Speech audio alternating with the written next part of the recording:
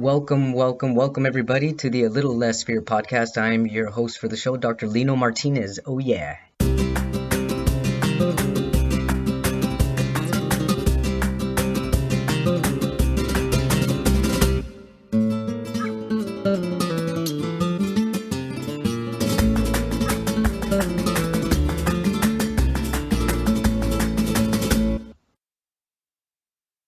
Welcome back, everybody, to A Little Less Fear podcast. I'd like to introduce Professor James Perdue. Hold up.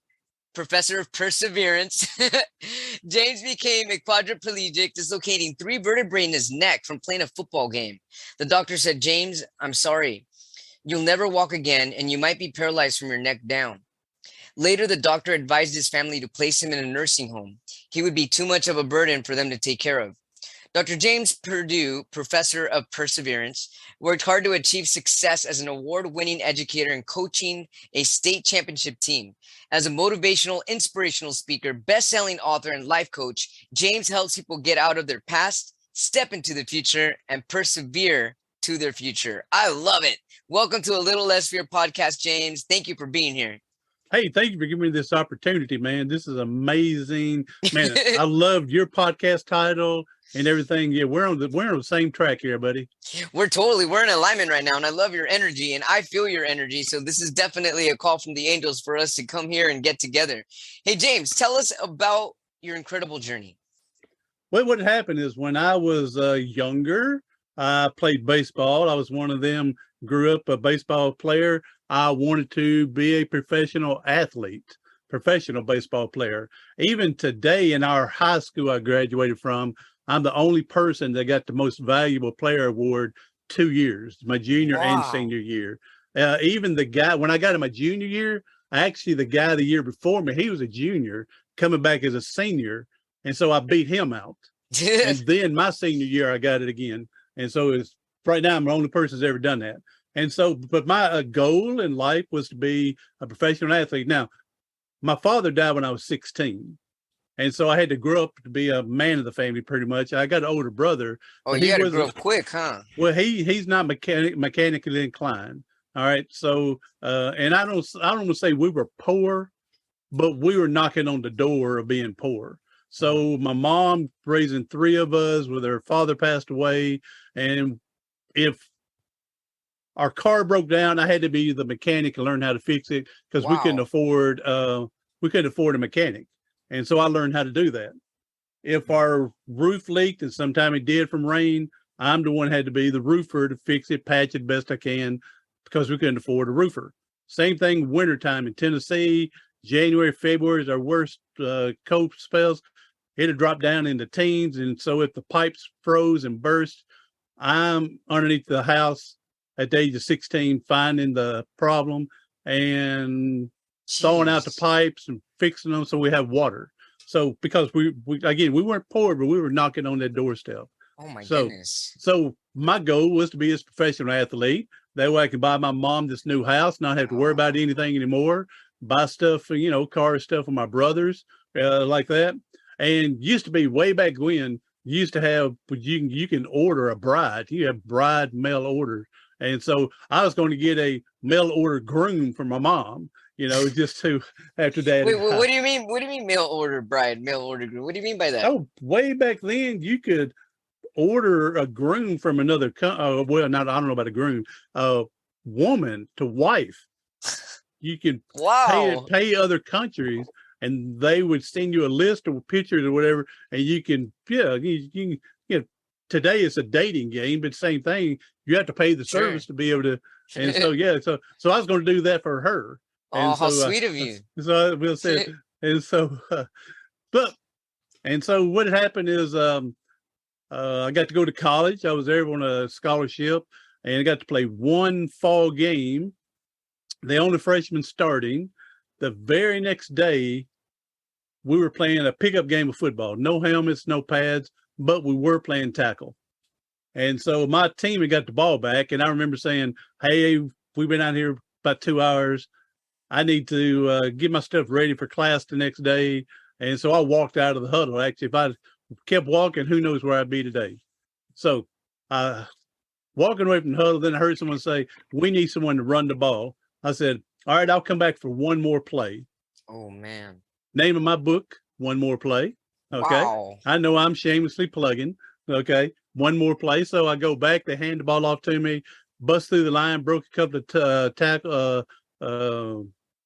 couple of tackles, scored a touchdown. As I was turning back towards everyone, out of my peripheral vision on my right side, I see something. I don't know what it is. So I see something, but I'm putting the ball down because I scored a touchdown. Play's over. Well, apparently the play wasn't over. The guy still hit me to tackle me. I heard a loud pop, and we both went to the ground. And I thought my collarbone had broke on the right side. And I tried to get up, lift my head. Nothing followed. My arms didn't come up at that time. Legs didn't come up. And I tried 2 or 3 times and realized then that I was paralyzed. So what had Wow. broken was not my collarbone, but was actually my neck. So did you actually feel pain when that happened, or was it like was it even the pain severed? No, I did feel pain, but it wasn't overwhelmingly pain. I mean, I wasn't crying or anything, and no, it was more like a sharp ache, Wow. but not a pain. No. And so you realized pretty quickly then, huh? That you're like, oh my goodness, I'm Oh paralyzed. yeah, as soon as boom, I get hit. Then all of a sudden, the guys jumping up and down. I tackled him. Says, and I go, and I said, "Yeah, I'll show you tackle." Because again, I thought I was invincible in life. You know, Sure. growing up like that, being an athlete like that, thought I was invincible, and I was left-handed, and I thought the right collarbone broke. And then so here I'm going, yeah, I'll show you, because I figured I'm invincible. I'm gonna get up. I'll fight him one-handed. That's Yeah, the right. way what I thought. So I tried to get up. Nothing came. Just lift my head, put it back down. Nothing came up. And then the guy goes, "Well, does the touchdown still count?" I said, "Man, I'm really going to get up now." And I lift my head again. Nothing come up. And then did the old three's a charm and tried a third time. Nothing came up. And then I knew instantly I was paralyzed. And then I started thinking about a man I had met named JT. Who's JT? When I was 12, 14 years old, I used to go to a nursing home to visit my grandfather in the nursing home. One day I went to go visit him, and room before I got to my grandfather, I'm passing. All of a sudden I hear in the room, "Hey buddy, can you come here?" So I stopped and went into him. He said, "Can you hold that glass for me so I can get some water?" And so I held the glass for him with water in it, straw was in it, and he was curled up like this. And he thanked me and went on. And I come to find out he was paralyzed from his neck down from a car accident, probably in his mid-30s. Oh. And so I'm laying on there thinking of JT and thinking at the age of 19, I'm going to be in a nursing home. Oh my goodness. That's what was going through my head when I realized I was paralyzed. So what happened after that? Well, I went to the hospital, and the local hospital where I was, and they This did is the in X-rays. Tennessee? Tennessee, yeah. When I was going to school in Pulaski, if anybody knows that. I don't. And so went to the local hospital, and they couldn't do anything for me. So they transferred me 2 hours back north, central north, to Nashville, to St. Thomas Hospital. And that's where the doctors did their test and other x-rays and stuff, and then confirmed that I'd broke my neck and hurt my spinal cord, and told me that I would never walk again and possibly not move from my neck down. What did you think at that moment? You're 19 years old, like you're just starting school. Like, what were your thoughts? Again, I thought I was not disabled. I thought being invincible. I thought, yeah, I'll walk again. That's what I was thinking. Said may walk with a limp, maybe real slow. But I knew that my baseball was over with, because being would be so weak, and knew that it was over with. But yeah, I had it in my head I would be walking. So what happened after all that? You had to go through physical therapy. I'm assuming 3 months. Yeah, I spent 3 months in the hospital from this. Man, times have changed. I hear people, they're in hospital from a broken neck like 6 days, and then they're already transferred to a rehab. But I was in the hospital for 3 months. Oh man. Doing rehab there and being taken care of. And then the same day I was released, I went to Birmingham, Alabama, to a rehab that's specifically for paralyzed people. And that's when that doctor told my family that I'd be too much of a burden for them to provide care, and they recommend put me in a nursing home. How did your family handle that part? Well, fortunately and luckily enough and blessed enough that they were all hard-headed like me, and they said, no, nursing home was not an option. They were going to go the full route, not knowing what's going to happen in the future. And even some of the doctors told my family that I would live, 10 years, is what they were saying. And so they were all in, to take care of me the best we could. So, yeah, that's it. Then I got some home health nursing to come in for a while, and they brought in physical therapy. This guy here was a genius, Dr. Odot. I had gotten where I could, of course, move my arms and hands, but they were so weak I couldn't feed myself or anything at that time. Yeah. Feel so weak. But I got hurt on September 11th, Oh, of wow. 1983, not the country's 2001, 1983.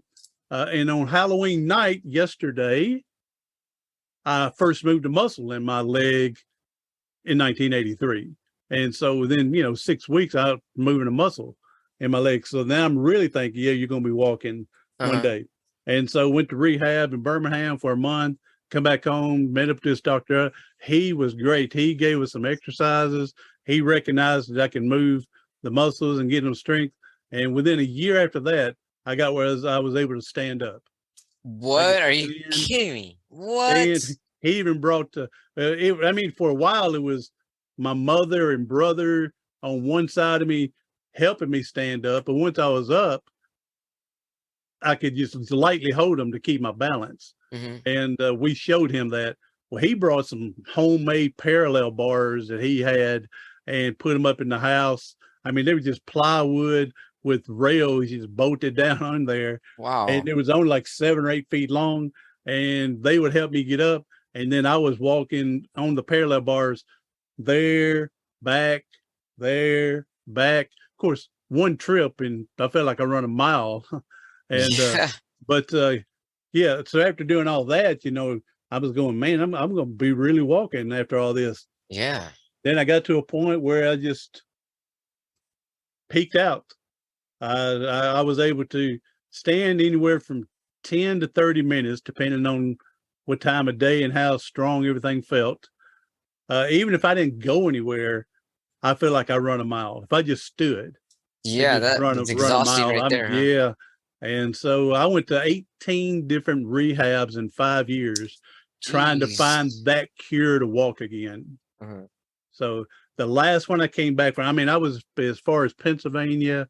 I spent 3 months with the Miami Project in Miami, several places in Tennessee, Birmingham, Atlanta, Shepherds. 18 different rehabs trying to find that cure. After the last one, which at that time wasn't going to be a lie, but eventually it turned out to be a lie to the family and myself, that when I got back, I told my family, says, if I'm going to have any type of life, I need to go back to school seriously, because I was going to school, going a year or two, quitting, go another 6 months, quitting. And after the last rehab, and after that 5th year, I said, if I'm going to have any time, because at that point, I didn't know anybody paralyzed to talk to about any of this. It's not as easy as it is today. You get on the internet and find somebody. Yeah, right. If you didn't know anybody in a small town, you don't know anybody. Yeah. And so I had no idea what to expect on. So I said, if I want to have a good job, I need to go back to college and get a degree if I want to do anything. And I wasn't one of the scholarly type persons when I was in high school. I kept my grade a nice C average just so I can play sports. Yeah. I didn't care about grades. I just wanted to get drafted and move on. I didn't care. But after this, you change, your attitude has to change. Sure. And my brother gave me some great advice. He said, all the hard work and determination you have playing baseball, you need to put that into your studies. True. And so we did that, and I did that. And Yep. So after I tell people for our 2-year community college, it only took me 8 years to get a 2-year degree. You know, Right. but that's from getting your neck broke and all the therapy and running around. Sure. But here's where the lie I'm getting. Let me get to this lie that when I said it's time to, I said it's not that I'm quitting trying to walk. Yeah. We need to put it on the back burner so I can go to college if I want to have a life. And not that I'm quitting. Well, that wasn't a lie at the time because that wasn't my intention was to continue trying. Mm-hmm. Well, here it is. Honestly, here it is. I've never once been to a rehab to work on my walking. I would go to get exercise for my arms to get strength and help with transferring and stuff. Yeah. But since then, it's been 39 years now. So 34 years ago, it turned out being a lie. Mm-hmm. But again, it wasn't the intention to be a lie, but Right, that's sure. how it turned. That's how it turned out. And I mean, it turned out to be a small blessing that it was time to accept everything and move on to put me on the path where I'm at today. And so the path you're on today, so you actually went and you finished school. Like I said, it took me 8 years to get a 2-year degree. And Right. so, but again, when you go through a broken neck and everything else along with that, Sure. 8 years may be a pretty good time. Who knows? I'll say it's a And good time. yeah, And what was it so- like for you going to school in your newfound, I guess I don't like to call them disabilities because I mean I've got some quote unquote disabilities myself. I actually call them abilities because I feel that it's giving me a different type of ability compared to other people. So now that you had your newfound ability, like how do you think that helped you with your life? Because I mean, I see you full of joy in life right now. Well, yeah, when the first back, you're smarter when you're younger, you're smarter than your parents, right? Sure. My mom had died and I'm paralyzed. Not my mom, my dad had died and I'm paralyzed and everything. And I had my driver's license to drive, even though I couldn't drive because I'm paralyzed. So it's time to renew my license. And my mom says, you need to renew these so you can keep your license. And I go, wow, I'll never drive again. Yeah. She says, well, you don't know that. And I said, I don't know any other people that are driving in wheelchairs. She said, well, what if you need to prove you're over 18? You'll need it. I said, well, I can get an ID. Sure. I said, that's cheaper than buying a driver's license. And well, wouldn't you know it, I learned to drive again. So I had to go take the daggum test all over again. And so I'm telling anybody I always talk to, if you become disabled at any time or point and you're not driving, do not let the license expire. Keep renewing, no matter if you're driving or not, because one day you might be driving, so you don't have to take a daggum test all over again. Yeah, I don't like that test. Here's my mom. Being smart, I'm going, and I knew more than her. No, I'm gonna let it go. Mother always knows best. Yeah, that's right. So, and when I first started driving, now, of course, I had let them expire, right? So when I first started driving, because I was able to stand, I was driving 1 foot on the gas, one on the brake, thinking I'll be able to do that. Yeah. No, it didn't work too well either. And so when I was going to the 2-year school, community college, I met this one woman in class, and kind of found she had adopted, like at that time, 18 children that were disabled. She was a foster parent and adopted parent. Bless her heart. My goodness. It was amazing. Well, then I started telling about my driving. My brother and mom had to take me to class, come back and get me. And I'd like to get back to driving. I would explain about my feet and everything, how I'm doing it. And then she says, well, what's stopping you driving? I said, well, you got to get these hand controls, and I don't have the money to buy them or anything. And she said, well, how much are they? I said, I think they're like $500. At that time, it was like $500. And I said, you're like $500, but I don't have that to get the hand controls and everything. She comes to class the next day and hands me an envelope, $500 to get the hand controls to drive with. Man, you're putting me to tears here, James. Man, I tell you, bringing me to tears. I'm blessed. If anybody hears me griping and complaining about life, I hope they come and slap me around and say, man, you need to go back to all these blessings that were given to you. for her to get those Wow. hand controls for me, other things that's been done for me, so yeah, if I'm complaining, someone, I hope they slap me around and make me wake up. Yeah. Bless her heart. And thank you for sharing that. Wow. It's And amazing. she's one of them angels in your life that was there.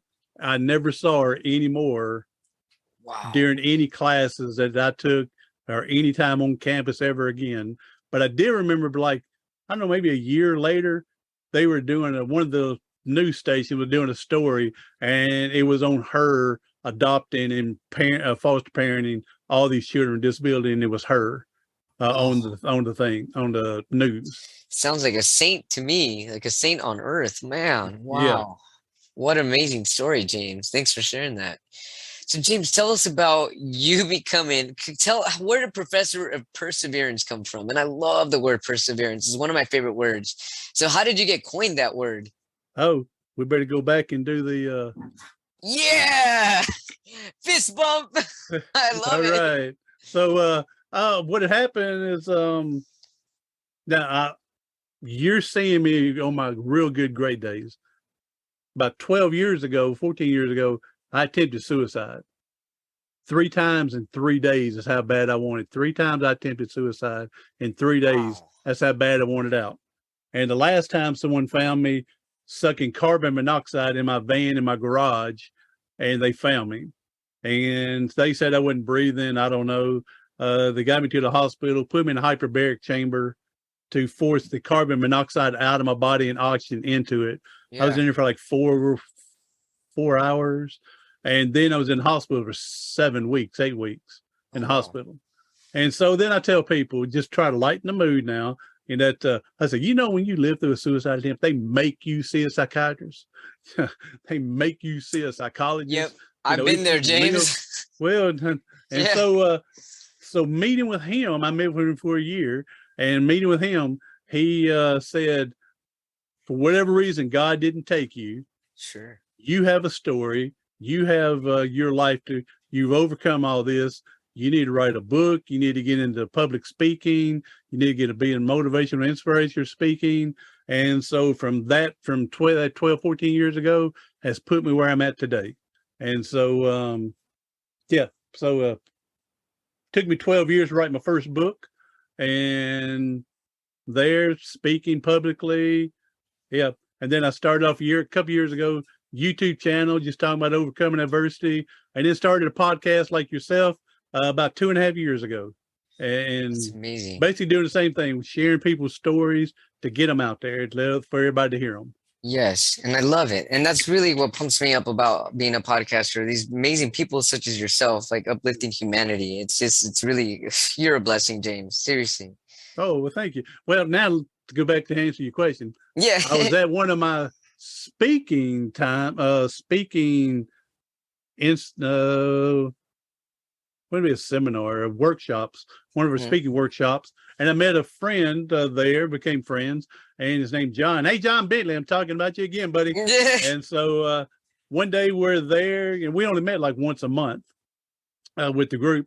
And so one day we were there, and all of a sudden I hear behind me, Professor of Perseverance. I'm ignoring him because I've never been called that yet. And so I'm ignoring him, Professor of Perseverance, Yeah. ignoring him. And then all of a sudden, James. And then I turned around and said, hey, John, how's it going, man? He said, I've been calling for you. I said, huh? He said, you're the Professor of Perseverance. And I go, what? And he says, you got a doctorate degree, right? And I said, well, yeah, so you're a professor. You want to talk about perseverance, don't you? Yeah, you're the Professor of Perseverance. John, I'm stealing that, man. And Yeah, so, for sure. He yeah, coined it so for you. so that's how we got started with the professor on there. Well, I love it, and it definitely suits you perfectly.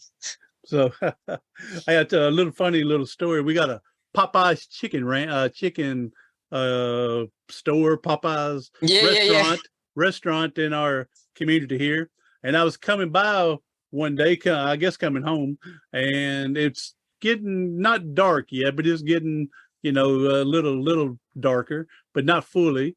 And so I look over at the restaurant, Popeye's, and I see in POP was lit up, but the word eyes wasn't lit up. Pop was, but not eyes. It wasn't lit up. So I stopped, took a picture, and then I said, look, even Popeyes. Professor of Perseverance. There you go. Said even Popeyes is advertising for the Professor of Perseverance. So, that's awesome, James. I love it. Signs everywhere. That's right. So walk us through your book. Your book, One More Play. When did that come out? And is it? Tell us what it's about. It's just a memoir, how I got in the wheelchair, just as what we're talking about. Popeyes wasn't mentioned in there, but it talks about my suicide attempts later in life and other things before that, going through college, and just my memoir, how I got my service dog, Ricardo. He's chapter 15, and he actually came after. Again, you talking about blessings coming. I'm telling you, when I'd applied for a service dog about 2 years before I attempted suicide, and they kept. It took like a 5-phase process to get this dog from there, and so I attempted suicide. So now, while I'm in the hospital, I told my family, said, well, bring me my mail, because there's no need y'all paying my bills for me. I can write out everything while I'm in here. So they brought the mail to me, and then all of a sudden there was a letter in there from Canine Companions of Independence, and they said, James, we've been calling you at your house and you're not answering. We've left messages. You're not responding. We're letting you know we think we have a canine, a dog that will help you. We need to know, are you still interested? And I'm thinking, man, what a blessing here. Here I am, attempted suicide because I feel there's no hope going on in life. And then here's a letter in the form of a dog that's providing hope for me. Yeah. And so that's chapter 15 of that book. Ricardo, huh? Ricardo, yeah. Tell us about Ricardo. Ricardo, he's 14 years old now. I've had him for 12 years. They trained him for 2 of his years, first 2. And so one of the reasons that I needed to get him was one day I was transferring out, and this is in my book. One day I was transferring out of my bed into my wheelchair, and the wheelchair took off, had a mind of its own, left me behind, and I hit the floor. And the position I landed on the floor, I couldn't roll because my legs were half under the bed too. So I couldn't roll because my hips wouldn't let me roll with the hips on the bed, under the bed. So I couldn't reach the phone. It was only 3 feet away from me to call for help. Dang. So I had to drag myself from my bedroom to my living room. And I'm a big guy here. And it only took me 2.5 hours to get to the phone because paramedics to come help me off the floor. Oh my goodness. So then I was a school teacher for a while. And so I went in that Saturday, went in Monday to teach, and I had all this scabs and blood and, my arms and wrist, face, were digging my chin in the carpet to pull, elbows, back of my hands, knees. And one woman who worked there, she worked with dogs for the sheriff's department. And so she got a hold of one of her nieces that recommended this place in Orlando, Canine Companions of Independence. And that's how I got Ricardo. So the first day with Ricardo, not first day, but within a few months coming home, I'm trying to transfer into my chair. All of a sudden it moves. Now I'm half on my chair. And I'm thinking, man, I'm going to hit the daggum floor again. And I can't get to the phone. And so I go, whoa, wait a minute. I got myself, because I started leaving my cell phone beside me when I transferred. So I reached to get cell phone, dropped it, went under the bed. I'm going, now what I do? Good gracious, now I'm going to, and I said, man, I want to hit the floor and have to drag myself 2 hours again. And then I go, wait a minute. I got Ricardo. Ricardo, come here, boy. He comes in here just wagging his tail all happy. And I'm pointing under the bed and I go, phone, Ricardo, get the phone. He goes up underneath the bed and that butt's up in there. All of a sudden that tail just 1,000 miles an hour, it looks like. He comes back and I'm going, yes, got the phone. He backs out and he's got his squeaky toy. He's just squeaking. I'm going, Ricardo, not your squeaky toy. Go get the phone, buddy. So he dropped that and dove back underneath there again. All of a sudden that tail's a wagging. He's backing up again. I'm going, yes, he got it. And then he's got a water bottle crunching on it. I'm going, Ricardo, come on, buddy. third time's the charm. He comes back with that phone and was able to call for help before he hit the ground. So Wow. So he's he saved you.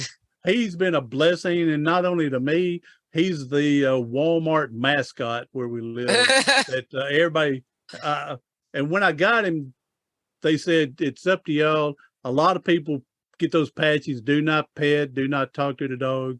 They're at work, or you can let other people pet them. It's up to you.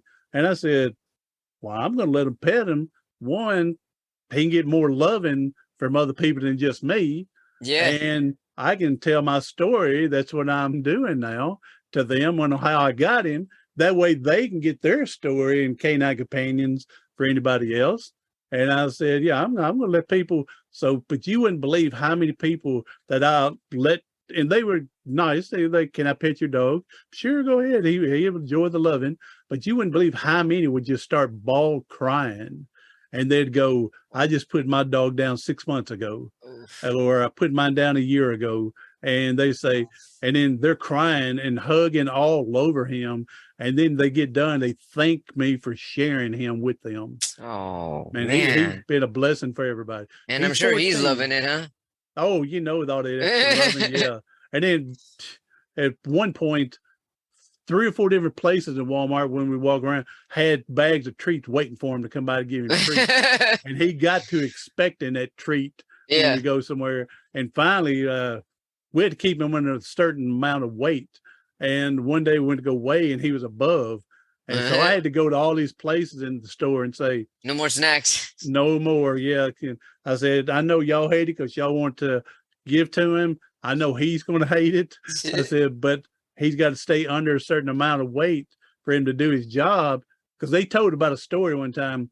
One guy was giving his dog treats every time he done something and gained 25 pounds in like 40 days. And they said that they had to take the dog away from him to diet the dog to get him back underweight. And they said, don't do it again. And I said, yeah, we ain't doing that. No, we're not. Yeah, he got 5 pounds over. I said, no, this is That's enough. We're not going to, for them to find out. No. We're going to start this diet now. So, but he's incredible. He's my only service dog I've ever had. And I mean, the best could have gotten. So, well, you know what, James? Sounds like Ricardo is a blessing just as much as you're a blessing to this world. And I feel blessed having to have crossed paths with you and having you on a Little Less Fear podcast. Thanks so much for being here. How can our viewers, our watchers, and our listeners find you and your book? They just go to, I tell people the easiest thing, just Google Professor of Perseverance and you'll see my mug, and usually Ricardo's with me on the pictures. And so, yeah, I just tell people, just Google Professor of Perseverance, it'll pop up. Excellent. And what about your book? And you say, we say one, I've written now probably 10. You've written 10 books? Well, 5 of them are, you won't believe this, 5 of them are children's books about Ricardo. That's beautiful. What? His first book is, I was like 45 when I got him, something like that. 42 maybe, so 45, 40, something like that. But in the book, I'm portrayed like a 15-year-old in a wheelchair wanting to play baseball. And, you know, I could hit off of a tee, but I couldn't chase the ball in the field. So my mom's on the computer, which my mom has no clue she don't want to learn a computer. But in the book, she's on the computer, wanting to find out about dogs helping chase a ball. And so we get this organization we go for the training. Ricardo's in there. I'm the 15-year-old doing everything there. We come home and Ricardo's on the baseball field chasing the ball down so I could play ball. And so that was the first book. He's got his own Christmas book. He gets to meet Santa and Rudolph and help pass gifts out in the house. And one of the other stories, most of them they're to help with different disabilities. That way at the end I can talk about the disability. So one time, true story, a guy died of cancer at 15. When one of the family I met at Walmart worked there, told me about their child who died at 15 of cancer. So in this book, he doesn't die of the cancer. He goes through it. Ricardo goes to visit him at the hospital. He lives in this book, and him and Ricardo actually hunting. and he's bringing his duck back to the guy hunting. And so, but one of the other ones book is people really get tore up with this one, and this is like a godsend to me. A woman comes up at the store, says, "Can my son pet your dog?" And the boy's sitting in the buggy. I said, "Yeah, let me get him up here on my lap so he can pet him." So Ricardo got halfway up on my lap, and the boy's petting him. All of a sudden, the boy points at Ricardo and says, "Dog." I said, "Yep, you're right, buddy. That's a dog." And the boy couldn't be like 4 or 5 years old. And he goes, "Dog." And I said, "Yeah, buddy, he's a dog. You're right." Well, then I look at mother. She's crying. I'm going, "Oh, I don't know what Ricardo did." I put him down. So I'm sorry. I don't know if he did, but I apologize for him. Yeah. She goes, no, your dog didn't do anything. Says, "My son is autistic." And that's the very first word I heard him say. Oh, what a man. Ricardo is oh man, he's an angel for you. What? Yeah. And for everybody. Yeah. And so we made a little book of that journey. And I've never seen that woman and her son ever again at the store. So many incredible stories, James. Wow. Thanks so much for sharing all of your love, light, your energy, and all of your blessings. I'm just so grateful we came across each other's paths, and I look forward to keeping in touch with you. Thanks so much. And yeah, thank you. Thanks. That's all I can keep saying. Just thank you. Oh, thank you for having me, and thanks for the opportunity. And everybody, hey, hanging there with him and everything like this, little less fear. So get in there and listen some more. And when you just get a little bored, you can come over to me. Yeah. Oh yeah, James, tell us about your podcast. Where can we find your podcast? It's on most of the major platforms. And again, it's Professor of Perseverance podcast. And so just look it up and there it should be. And well, I can't wait to be on your podcast. Thanks so much. Yes, sir. We're going to have you on here. Yes, sir. Oh yeah, I can't wait. Thank you so much. And we're going to keep in touch. All right, buddy. All right. Thank you so much. Have a good day. Thank you, everybody. Thank you so much for tuning in to A Little Less Fear podcast. You know, I keep going because of all of you, all of the viewers, the supporters, the listeners, the followers, the subscribers, the feedback, the comments that I get. I'm just really grateful to be where I'm at and to be able to bring all these people here on this platform to motivate the world. It motivates me to keep going. It motivates me. It lights me up to keep going and going and going. And because of that, my website's also going strong. I've created an incredible resource page for all kinds of people. Anybody needing support of any kind, please check out my website at www.alittlelessfear.com. And I've also launched freelance poetry for businesses, for marketing, for people needing people that need something creative. Check it out. Check it out. It's fun. There's video poetry. It's visual poetry. And if you have any other questions for me, you can also email me at littlelessfear@gmail.com. Thank you so much, everybody. I love you all, and just a million thanks.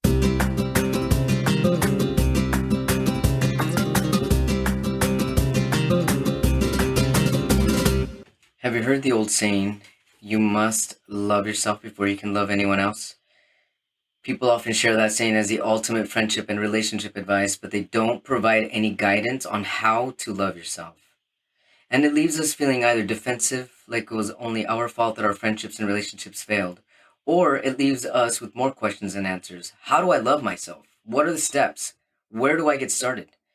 That's why I want to invite you to a 3-day virtual conference, Love Yourself First, How to Develop Supportive Friendships and Meaningful Relationships. The conference takes place February 10th through February 12th, 2023. And at this virtual conference, you'll learn the secrets to loving yourself so that you can create lasting connections that will enrich your life. Tickets are now on sale. If you use my promo code LESSFEARSPECIAL, LESSFEARSPECIAL, on or before Friday, December 16th, 2022, you'll receive exclusive access to special hidden tickets. And these tickets are only available with my promo code. If you buy your tickets after December 16th, use the promo code LESSFEAR20, LESSFEAR20. You'll receive a 20% discount.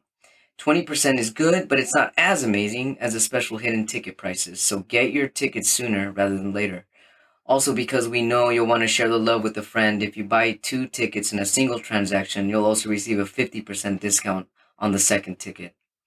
If your friendships and relationships are missing the joy, affection, and the genuine conversation that you deeply desire, then you need to get your tickets for the 3-day Love Yourself First conference for February 2023. Reserve your space by going to https://alwaysloveyourselffirst.eventbrite.com. And don't forget to use the promo code LessFearSpecial. Once again, get your tickets at https://alwaysloveyourselffirst.eventbrite.com and use promo code LessFearSpecial before December 16th to get your special promo tickets. I will be speaking on the topic of affection. And I can't wait because I love affection and this is going to change your life. I really look forward to meeting all of you and to being of support. Thank you so much.